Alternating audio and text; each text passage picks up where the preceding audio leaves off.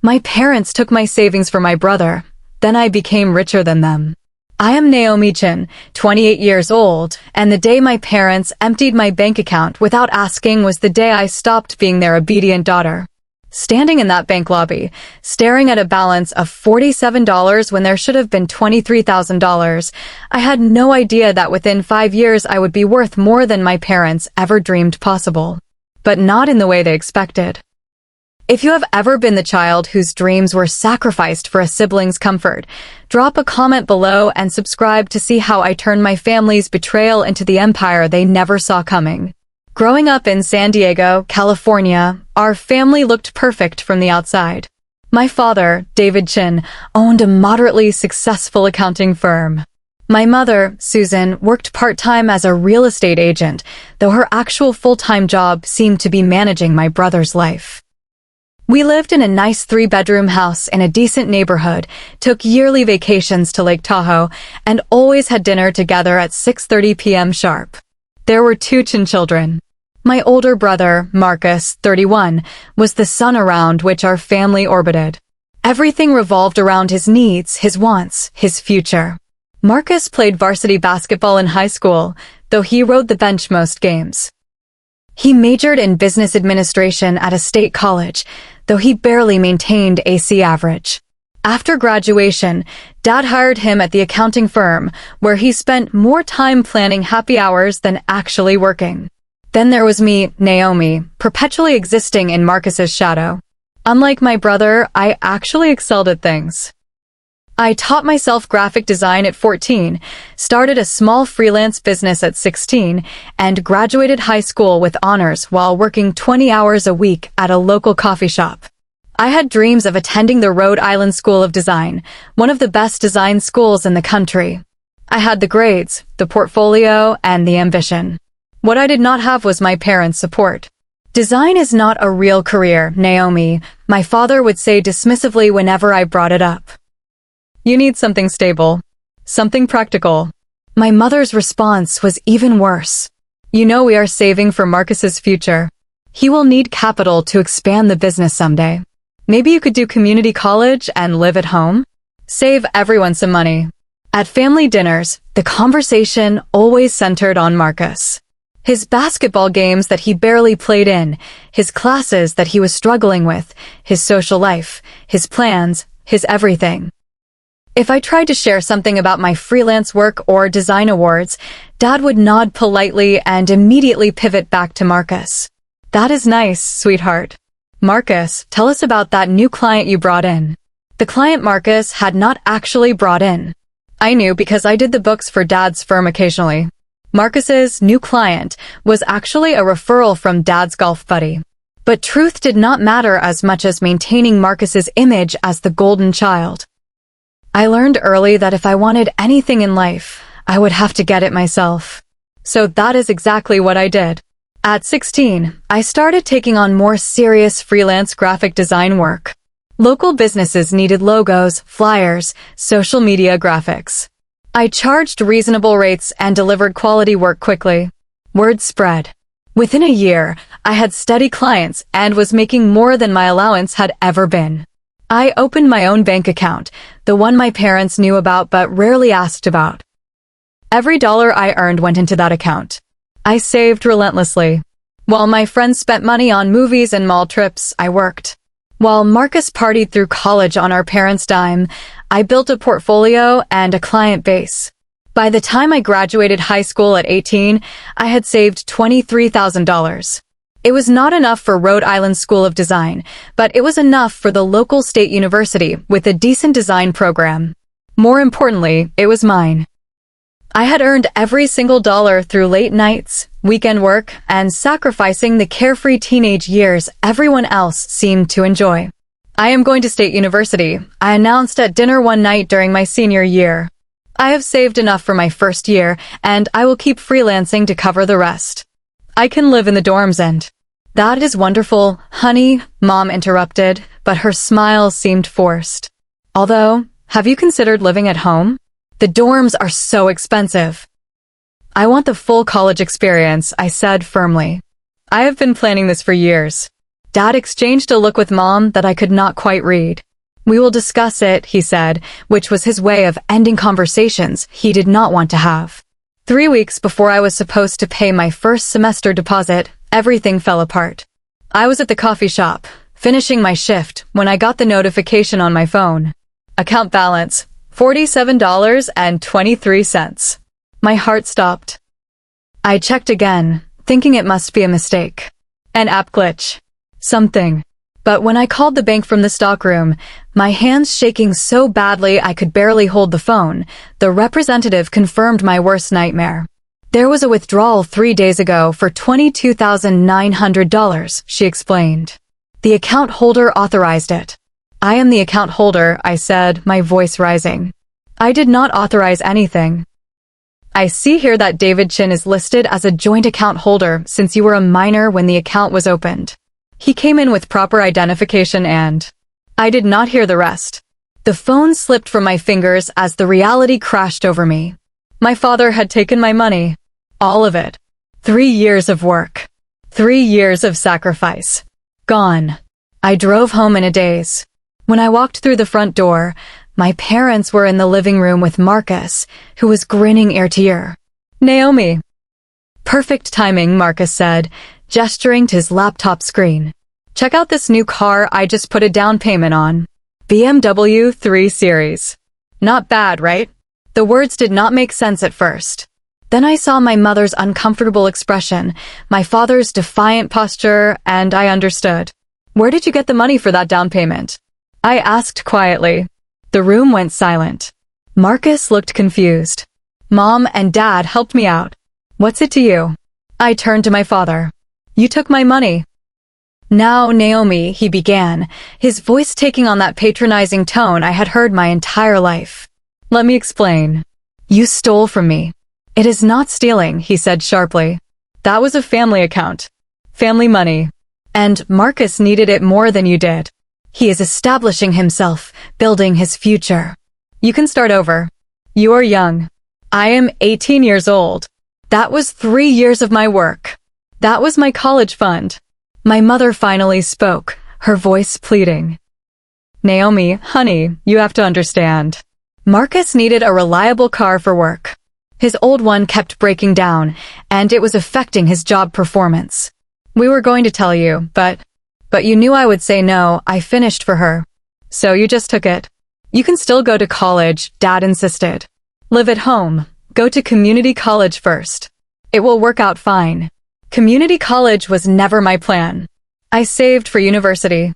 I earned that money. Marcus had the audacity to roll his eyes.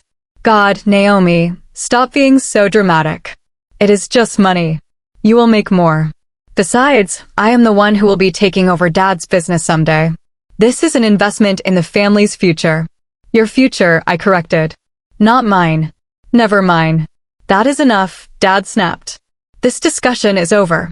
What's done is done. And in that moment, standing in the living room where I had spent 18 years trying to earn my place, I made a decision that would change everything. You're right, I said calmly. What's done is done. And so am I. I moved out that night. I took my clothes, my laptop, my portfolio, and the $47.23 that remained in my account. My best friend, Jasmine, let me crash on her couch while I figured out my next move. My parents called repeatedly for the first few days. I did not answer. Marcus sent texts calling me childish and ungrateful. I blocked his number. The only person who seemed to understand was my grandmother, my mother's mother, who had always been different from the rest of the family. When she called, I answered. Your mother told me what happened, Grandma Lynn said. Not the truth, mind you. But I read between the lines. Did they really take your college money for Marcus? I confirmed the story, and she sighed heavily. I am sorry, Naomi. I love my daughter, but she has been blind when it comes to your brother since the day he was born. And your father? Well, he learned to be blind right alongside her. I do not know what to do now, I admitted. I have nothing. You have more than nothing. You have something they can never take away, your talent and your determination. But if you need help getting started, I have something for you. A week later, a check arrived from Grandma Lynn. Not for the full amount I had lost, but for $5,000. The note inside read, "This is not charity. This is an investment in someone who actually works for what she wants. Make me proud. Pay me back when you can, but only after you have built something worth building." With that $5,000, I enrolled in online courses to enhance my design skills while continuing to freelance. I worked from Jasmine's couch, then from a shared workspace when I could afford it. I took every client I could find, no matter how small the project. I slept 4 hours a night and lived on ramen and coffee. My parents tried to reconcile after a few months. They invited me to Sunday dinner, acting as though nothing had happened. When I declined, my mother actually had the nerve to say, "You are being stubborn, Naomi." Marcus already apologized. He had not. Not once. And even if he had, an apology does not return stolen money or stolen futures. 6 months after leaving home, I landed my first major client. A startup tech company needed a complete brand identity package, logo, website design, marketing materials, everything. They found me through a freelance platform where I had been building a strong portfolio and client reviews. The project paid $8,000. More money than I had ever made from a single client. I worked for 3 weeks straight, perfecting every detail. When I presented the final designs, the founder literally stood up and applauded. "This is exactly what we needed," she said. "You have a gift for understanding what a brand needs to communicate. Have you ever thought about doing this full-time? Like, starting your own agency?" I had not. But once she planted the seed, I could not stop thinking about it. I used part of that payment to take Grandma Lynn to dinner at a nice restaurant. I handed her an envelope with $5,000 in cash. "You said pay you back when I built something worth building," I told her. "This is just the beginning." She cried. Then she refused to take the money. "Keep it.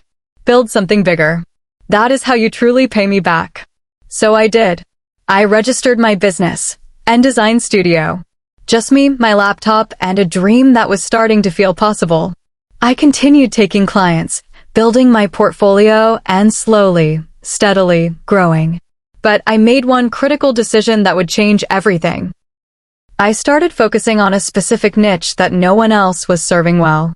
I noticed something in my freelance work. Many of my favorite clients were women-owned small businesses, boutiques, salons, wellness studios, local shops. These women had great ideas and real passion, but they often had tiny budgets and no idea how to market themselves effectively. Larger design agencies did not want to bother with small clients. They wanted corporate contracts and big retainers. But I saw opportunity where others saw inconvenience. I restructured my business to focus exclusively on empowering women-owned small businesses. I created package deals that were affordable but still profitable. I offered payment plans. I provided not just design work, but education teaching my clients how to use social media, how to maintain their brand consistency, how to market themselves effectively. Word spread fast. Women business owners talk to each other, refer each other, support each other. Within a year, I had a waiting list of clients. I hired my first employee, then my second. We worked out of a small office space that was really just a converted garage, but it was ours.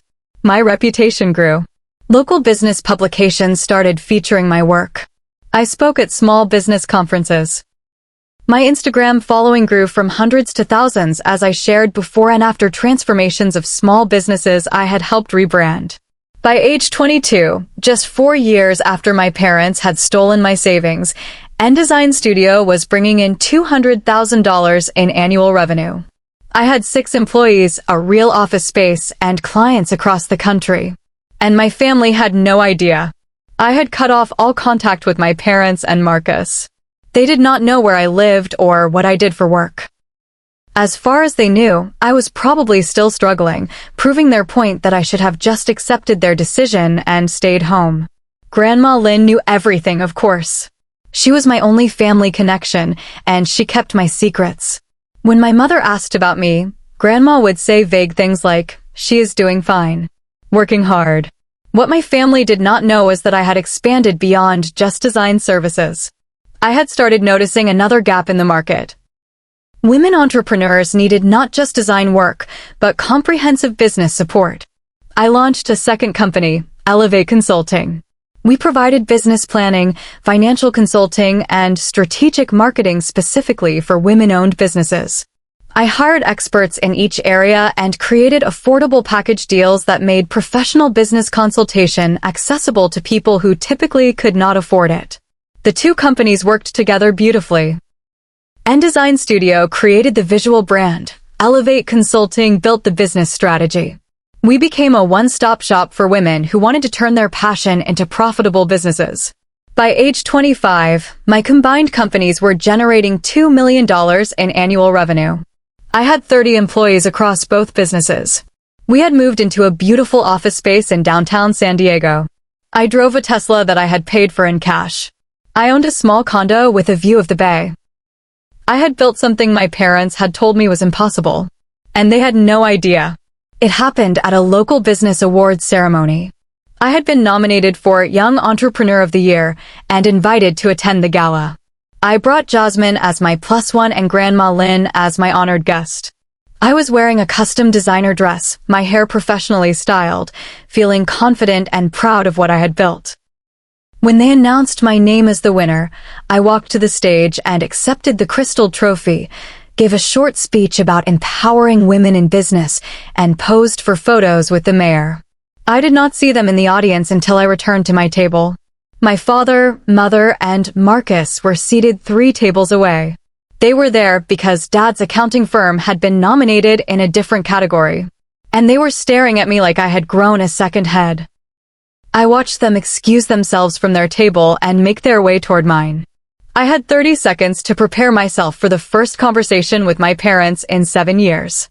Naomi? My mother said uncertainly, as if she was not quite sure it was me. Is that really you? Hello, Mom. Dad. Marcus. What are you doing here? Marcus asked, his tone accusatory. And what was that award they just gave you? I own N-Design Studio and Elevate Consulting, I said simply. We were nominated for our work supporting women-owned businesses in San Diego County. My father's face went through a series of expressions, confusion, disbelief, and then something that looked almost like embarrassment. You own a company? He asked.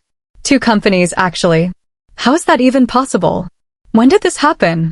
It started happening the day you stole my college fund, I said calmly. It kept happening every day after that when I worked 80-hour weeks to build something you told me was impossible. Grandma Lynn, sitting beside me, sipped her champagne and smiled slightly. Now, Naomi, Mom began, her voice taking on that placating tone. You cannot still be upset about that. It was so long ago. And clearly everything worked out fine for you. No thanks to you, I replied. Everything worked out because I refused to let your betrayal define my future. We should talk about this, Dad said, glancing around nervously at the other attendees who were starting to notice our family drama. Privately. Maybe dinner this week? We can catch up. Catch up on what? The 7 years you did not care where I was or how I was doing. Or should we catch up on how Marcus is doing? Is he still driving that BMW you bought with my money? Marcus's face flushed. Actually, I totaled that car 2 years ago. But that is not the point. Then what is the point? I asked. None of them had an answer. They stood there, my family, looking uncomfortable and out of place while I sat at a table celebrating an achievement they had never believed I could reach. I need to get back to my table, Dad finally said. But we should talk, Naomi. Really talk. You are still family. Am I? I asked quietly. Because family does not usually steal from each other and then expect gratitude when the victim succeeds anyway. I watched them walk away. Mom kept looking back, her expression wounded. Marcus looked angry. Dad looked smaller than I remembered. Diminished. Grandma Lynn patted my hand. You handled that with grace, she said. I do not feel graceful, I admitted. I feel angry and sad and triumphant all at once. That is called being human, sweetheart. And you are allowed to feel all of it. 2 weeks after the award ceremony, I received an email from my father. A formal, stilted email that read like a business correspondence. Dear Naomi, Your mother and I have been discussing your success, and we would like to meet with you to discuss a potential business opportunity. Given your expertise in business consulting, we thought you might be interested in helping Marcus expand his role at the firm. He has been expressing interest in modernizing our operations, and your skills would be valuable. We can offer competitive consulting rates. Best regards, David Chen. I read it 3 times, waiting for an apology that never came. No acknowledgement of what they had done. No recognition of the years of silence. Just a business opportunity that would benefit Marcus. I responded with professional courtesy. David, thank you for thinking of me. Unfortunately, my consulting calendar is fully booked for the next 18 months with existing clients. I am sure Marcus can find qualified assistance elsewhere. Best wishes, Naomi Chen, founder and CEO, N Design Studio and Elevate Consulting. My mother called an hour later. I let it go to voicemail. Her message was more emotional than Dad's email, but equally self-serving. Naomi, honey, it is Mom. Your father told me about his email. I think he worded it wrong. What we really want is to see you, to reconnect. We miss you. And we are so proud of what you have built. We always knew you were talented. Please call me back. Let's have dinner. Just family. Just family. As if the word meant the same thing to her as it did to me. I did not see. All back. Instead, I focused on something far more important, expanding my business to help even more women build their dreams. At 27, my companies caught the attention of a national business magazine. They wanted to feature me in their 30 Under 30 Women Changing Business issue. The photo shoot, the interview, the feature story, it was surreal. The article detailed my journey, including the part about my family stealing my college fund. I had debated whether to include that detail, worried it might seem like I was seeking sympathy or revenge. But the journalist convinced me it was important. People need to know that success is not always a straight line, she said. That sometimes the people who should support you will fail you. And that you can still build something beautiful from that failure. When the magazine hit newsstands and online platforms, my phone exploded. Interview requests from podcasts, invitations to speak at conferences, and messages from hundreds of women sharing their own stories of family betrayal and ultimate triumph. My parents saw the article. I know because Grandma Lynn told me they called her, upset about how they had been portrayed. They're saying you made them look bad, Grandma said with a laugh. I told them maybe they should not have done bad things if they did not want to look bad. But the publicity brought something unexpected. Opportunity. A venture capital firm reached out, interested in investing in my companies to help us scale nationally. After months of negotiations, we secured $5 million in funding to expand Elevate Consulting into a technology platform, an app, and online resource that would make business consulting accessible to women entrepreneurs everywhere. At 28, exactly 10 years after my parents had stolen my $23,000 savings, my companies were valued at $15 million. I had become richer than my parents had ever been. Not in the way they valued wealth, not through inheritance or riding someone else's success, but through my own work, my own vision, my own determination. The text came from Marcus. We need to talk. Dad's firm is in trouble. I almost deleted it. But curiosity got the better of me. I responded, what kind of trouble? His reply was immediate, can we meet? Coffee? I will come to wherever you want. Please. We met at a neutral cafe downtown. Marcus looked older than his 31 years, stressed and noticeably less arrogant than I remembered. Thank you for meeting me, he began. What is this about? He sighed heavily. Dad's firm is failing. We have been losing clients steadily for the past 2 years. Technology is changing the industry, and Dad refuses to adapt. I have tried to modernize our systems, but he shuts down every suggestion. We are hemorrhaging money. I am sorry to hear that, I said carefully. But I am not sure why you are telling me. Because we need help. Your help. You know about business strategy, about modernization. And despite everything, you are still Dad's daughter. Maybe he will listen to you. I laughed without humor. Marcus, Dad has never listened to me. About anything. Ever. Why would he start now? Because we are desperate. The firm might not survive another year without major changes. I studied my brother. He looked genuinely worried, but I could not help noticing he said we and our as though the business belonged to him too, when he had done nothing to earn that ownership. Where was this concern when you were driving a BMW bought with my stolen money? I asked quietly. He had the grace to look ashamed. I know. I was an idiot. A selfish, entitled idiot. I have thought about that a lot over the years. Have you? Or are you just thinking about it now because you need something from me? Both, he admitted. Look, I cannot change the past. I cannot give you back those years or that money. But I can say I am sorry. Really, genuinely sorry. And I can ask, not demand, if there is any way you would consider helping. Why would I? Honestly? I do not know. Maybe you would not. Maybe we do not deserve it. But I thought I should at least ask. I sipped my coffee, considering. What does Dad say about asking for my help? He does not know I am here. He would probably be furious if he found out. His pride would not let him ask you for anything. His pride, I repeated. That pride that told him his daughter was not good enough to invest in, but was good enough to steal from when his son needed a car. Marcus winced, but did not argue. You are right. About all of it. We failed you.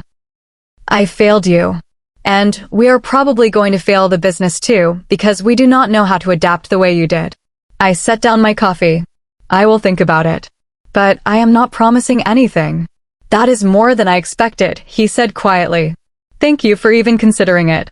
I talked it through with Jasmine, with Grandma Lynn, with my therapist, and with my business partners.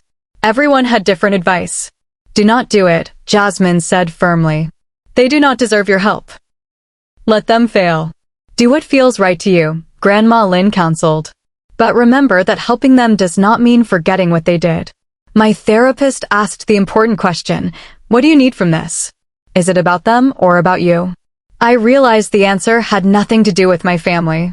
It was about the principle I had built my entire business on, supporting people to succeed, especially when the odds were against them. I called Marcus back. I will consult with you. But on my terms. Name them. First, this is a business arrangement. I bill at my standard rate of $500 per hour. No family discount. Agreed. Second, I work with you, not Dad. If he cannot put his pride aside long enough to take advice from someone who actually knows what they are talking about, that is his choice. But I will not waste time fighting to be heard. Understood. Third, I need a full apology. In writing. From all of you. Not because you need something now, but because what you did was wrong. If you cannot acknowledge that, we have nothing to discuss. There was a long pause. I will talk to them. I cannot promise they will agree, but I will try. 2 weeks later, I received 3 separate emails. Marcus's was the most genuine, taking full responsibility for his part in taking my money and years of treating me like I did not matter. Mom's was emotional, but filled with excuses and justifications. Dad's was stiff and formal, acknowledging only that mistakes were made without actually admitting his role. It was not perfect. It probably never would be, but it was something. I agreed to consult with Marcus on modernizing the firm. Over the next 6 months, I worked with Marcus to completely restructure how the accounting firm operated. We moved most operations to cloud-based systems. We developed a modern digital marketing strategy. We created service packages specifically designed for small businesses and startups, the way I had done with my own companies. Dad attended our first few meetings, but mostly sat in silence, watching as his son took direction from the daughter he had dismissed for so many years. Eventually, he stopped coming to the meetings altogether, letting Marcus handle the modernization. The firm began to stabilize. New clients came in. Old clients stopped leaving. The financial bleeding slowed and eventually stopped. During one of our meetings, Marcus looked at me seriously. You know you are saving the business, right? Everything we are implementing is working. We are saving it, I corrected. You are doing the work. I am just providing guidance. I wish I had listened to you years ago. When you tried to talk about ideas at family dinners and Dad shut you down. You knew what you were talking about even then. Yes, I did, I said simply. No false modesty, no making him feel better. Just truth. For what it is worth, he continued, I see you now. Really see you. And I am sorry it took almost losing everything to get there. 8 months into the consulting arrangement, Dad asked to meet with me privately. We met at his office after hours, just the two of us in the conference room where I had once imagined presenting my ideas if only he had let me. He looked older than I remembered. More gray hair, deeper lines around his eyes, a weariness that had not been there before. I want to thank you for what you are doing for the firm, he began formally. I am being paid for my work, I replied. No thanks necessary. He nodded, uncomfortable. Still, you did not have to help. After everything. No, I did not. A long silence stretched between us. Finally, he spoke again, his voice softer. I was wrong. About you. About your abilities. About what you could accomplish. Yes, you were. I told myself I was being practical. Realistic. That I was protecting you from disappointment in an unstable industry. You were protecting yourself from having to see your daughter as something other than an afterthought to your son, I said. It was not cruel, just factual. He flinched, but did not argue. Maybe. Probably. Your mother and I, we always saw Marcus as the one who would carry on the family business. From the time he was born, that was the plan. And when you came along, I was an afterthought. A daughter, not a son. Someone to support the plan, not be part of it. That is not fair. We loved you. You loved the version of me that did not challenge the plan. The version that stayed small and grateful for scraps. His eyes filled with unexpected tears. The daughter I dismissed and stole from is now more successful than I ever was.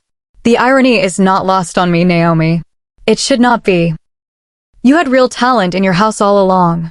You just could not see it because it was not packaged the way you expected. Can you forgive me? He asked quietly. Can we be family again? I thought about it carefully before answering. I do not know if we can be family the way you want. But maybe we can be something different. Something honest, where we see each other clearly instead of through the roles we assigned long ago. He nodded, accepting this small offering. I would like that. If you are willing. I am willing to try, I said. But Dad, if you ever betray me again in any way, that will be the end. Forever. I have built a good life without you in it. I do not need you. I am choosing to let you in. Do not make me regret it. I won't, he promised. And for the first time in my memory, I almost believed him. Today, at 28, I stand in my office overlooking San Diego Bay and reflect on the journey from that devastating moment in the bank to now.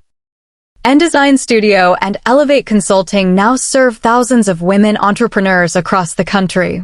Our app has been downloaded over 100,000 times. We have helped launch or save hundreds of small businesses. My parents and I are not close, but we are cordial. We have lunch once a month, carefully navigating a relationship that is still more transactional than deeply connected. Marcus has genuinely changed, becoming someone I can work with professionally and occasionally enjoy spending time with personally. But the relationship I value most is still with Grandma Lynn. She was there for the launch of our national app, sitting in the front row with tears of pride streaming down her face. I always knew you were special, she told me afterward. I just wish your parents had seen it sooner. They see it now, I replied. Whether that is enough is still something I am figuring out. The greatest lesson from that terrible betrayal was not about revenge or proving people wrong. It was about understanding that my worth was never determined by my family's ability to recognize it. I did not build my empire to show them what they had missed. I built it because I had something valuable to offer the world, regardless of whether they ever acknowledged it. If you are watching this and recognize the pain of being overlooked, of having your dreams dismissed or resources stolen by people who should have protected them, please know this. Their failure to see your value does not diminish your worth. Their inability to support your dreams does not make those dreams any less valid. You can build something beautiful from the ashes of their betrayal.